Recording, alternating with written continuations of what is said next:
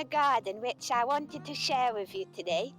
And that is that our sausage vine, this plant behind me here, has created fruits for the very, very first time here in Wakefield. And it was a bit of a shock when I discovered them because I'd never seen them forming.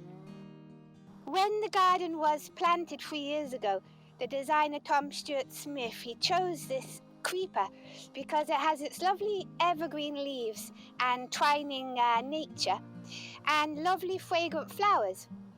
And it did produce these flowers for the first time this summer. Very curiously, it has separate male and female ones that are slightly different colours. But because they were very high up, we could smell their lovely perfume, but we couldn't look closely.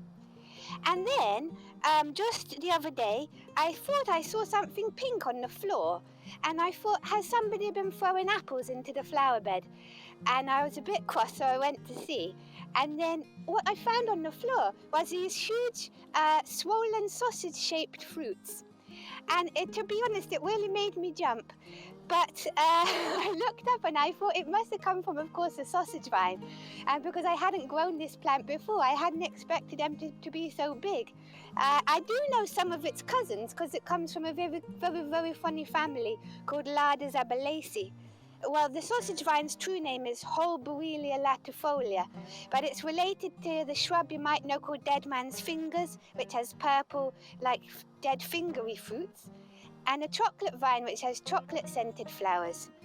But yeah, this one has these black seeds in the middle, and it has this very mucus-like interior, which is edible. Some people say has a mild flavour, but some people are less keen on the texture, which is a little bit like a phlegm. What else to tell you, really? Well, there wasn't many of the fruits, so we took them down to show you a closer look of the ones. But yeah, they come from the Himalayas between India and China, and it's really thriving here in Wakefield, so it would be a great plant to try at home. Thank you, bye.